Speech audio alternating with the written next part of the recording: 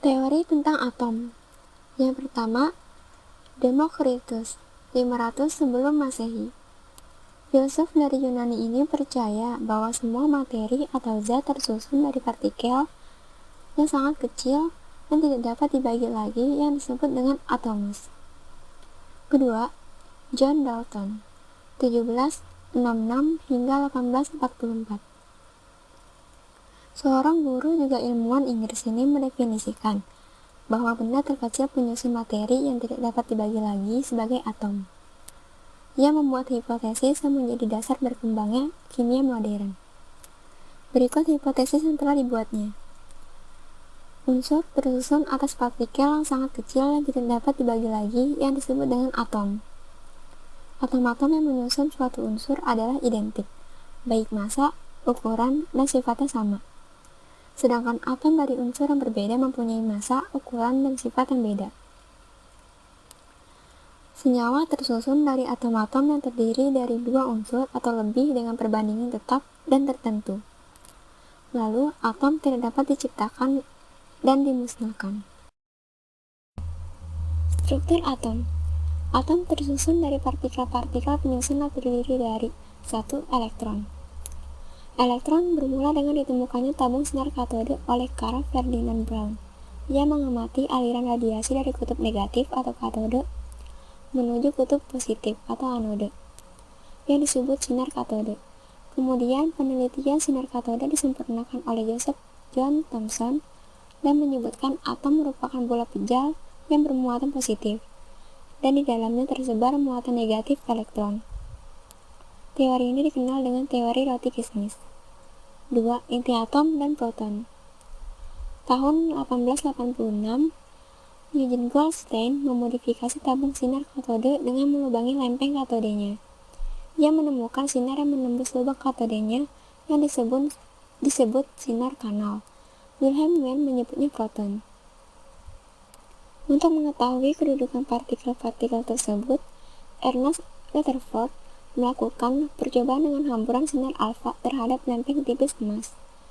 Rutherford menyimpulkan bahwa atom terdiri dari inti atom yang sangat kecil dan bermuatan positif, dikelilingi oleh elektron yang bermuatan negatif. 3. Neutron. Tahun 1932, James Chadwick menemukan kejanggalan pada penelitian Rutherford.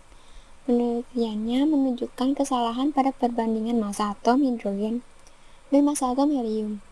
Chadwick melakukan percobaan hamburan partikel alfa terhadap boron dan parafin. Percobaan selanjutnya menunjukkan bahwa sinar yang serupa dengan gelombang elektromagnetik berenergi tinggi tersebut merupakan partikel netral yang mempunyai massa sedikit lebih besar daripada massa proton. Partikel ini diberi nama neutron. Tanda atom.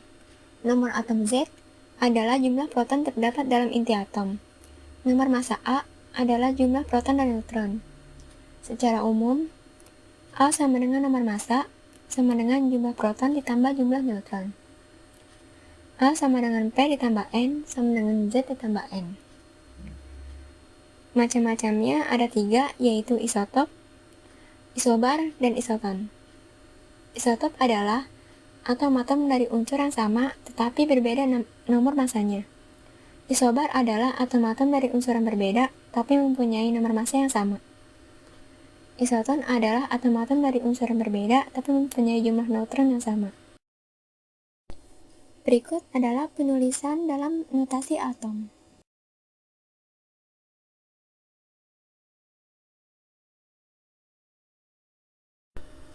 Perkembangan teori atom. Yang pertama, model atom Dalton. Atom digambarkan sebagai bola pejal yang sangat kecil. Atom merupakan partikel terkecil yang tidak dapat dipecah lagi.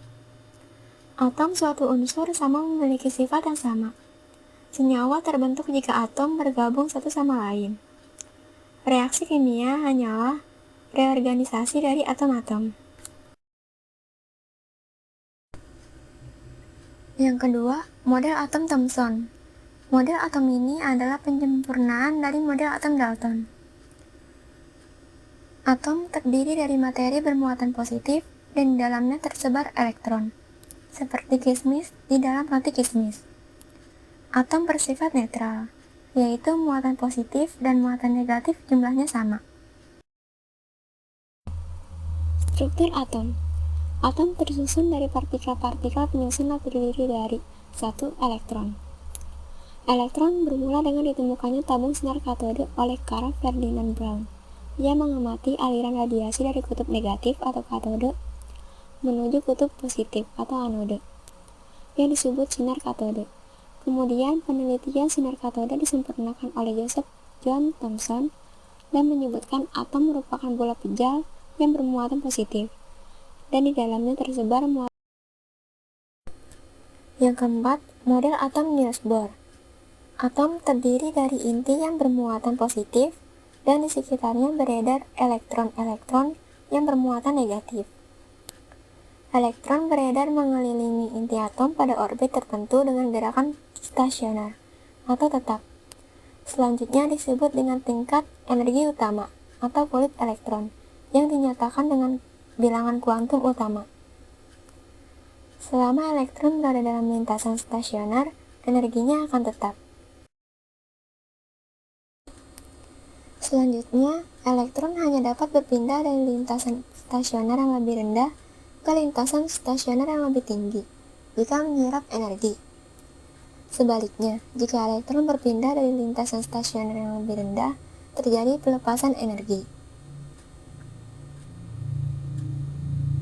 Elektron-elektron yang mengelilingi inti lintasan-lintasan tertentu yang disebut dengan kulit elektron atau tingkat energi.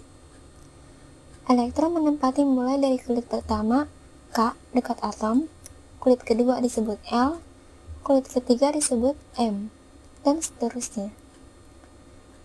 Tiap-tiap kulit elektron hanya dapat ditempati oleh maksimum 2n kuadrat, dengan n adalah nomor kulit.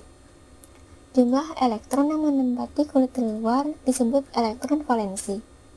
Contoh elektron valensi K adalah 1, elektron valensi P adalah 5.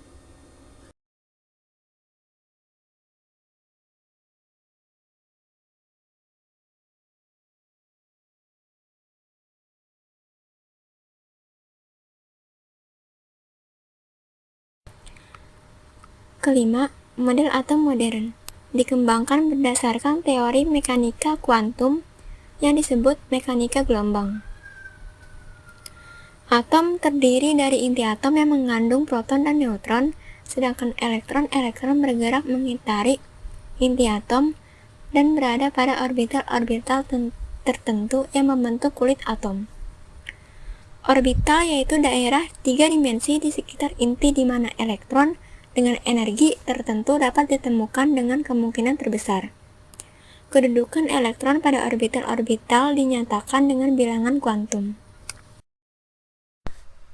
Sekian yang dapat saya sampaikan, kurang lebihnya mohon maaf. Terima kasih.